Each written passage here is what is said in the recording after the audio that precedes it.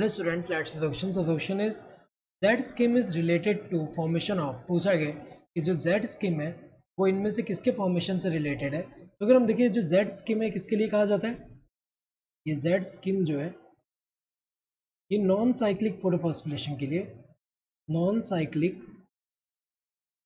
Photophosphorylation photophosphorylation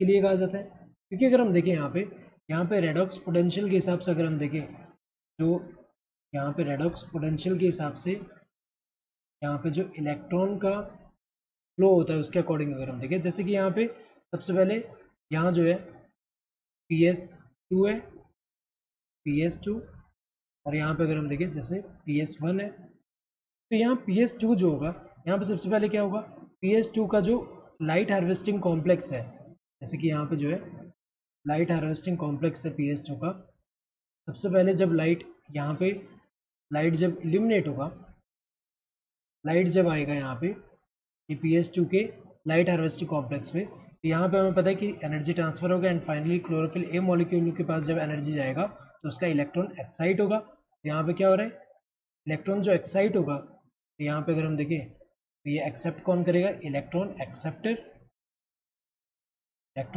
जैसे PS2 के लिए अगर हम देखें इलेक्ट्रॉन एक्सेप्टर कौन सा पहला, वो जो होगा ये हमें पता है कि ये प्लास्टोक्विनोन है। देन इसके बाद अगर हम देखें तो ये डिफरेंट इलेक्ट्रॉन ट्रांसपोर्ट सिस्टम, जो इलेक्ट्रॉन ट्रांसपोर्ट कैरियर्स होंगे उसके थ्रू जो है ये आगे इलेक्ट्रॉन पास होगा। तो यहाँ पे अगर हम देखें इलेक्ट्रॉन ट्रांसपोर्ट सिस्टम, देन यहाँ पे अगर हम देखें इसके बाद यहाँ से कहाँ जाएगा, ये जो है PS2 के पास जा रहा है यहाँ पे इलेक्ट्रॉन। एंड यहाँ पे अगर हम देखें PS2 का जो लाइट हार्वेस्टिंग कॉम्प्लेक्स है यहाँ पे, तो अगर हम देखें तो जब लाइट इस पर इल्यूमिनेट हो रहा है यहाँ पे, इस पर जब इंसिडेंट होगा इसका भी इलेक्ट्रॉन जो एक्साइट यहाँ पे जो LHC से हमें पता है एनर्जी ट्रांसफर होगी क्लोरोफिल ए मॉलिक्यूल के पास जब जाएगा तो उसका इलेक्ट्रॉन एक्साइट होगा। तो यहाँ पे जब इलेक्ट्रॉन एक्साइट होगा यहाँ पे जब इलेक्ट्रॉन एक्साइट होगा तो ये जो एक्साइट होगा तो ये कौन एक्सेप्ट करेगा, ये जो है इलेक्ट्रॉन एक्सेप्टर और उससे किसके पास जाएगा, उससे जो है हमें पता है कि इलेक्ट्रॉन फाइनली जो है कहाँ यूज़ हो रहा है, ये जो NADP प्लस जो है इसके रिडक्शन में, इससे बनेगा क्या NADPH। तो अगर हम देखें तो ये वाला जो है यहाँ पे अगर हम देखें तो ये ऐसे Z स्कीम इलेक्ट्रॉन का फ्लो जो है ऐसे Z यहाँ बन रहा है। तो यहाँ रेडॉक्स पोटेंशियल के हिसाब से तो अगर हम देखें ये थोड़ा ऊपर है यहाँ पे, तो ये जो है Z जैसा बन रहा है। तो इसमें क्या होता है, इसमें हमें पता है कि NADPH प्लस H प्लस ये तो प्रोड्यूस हो ही रहा है।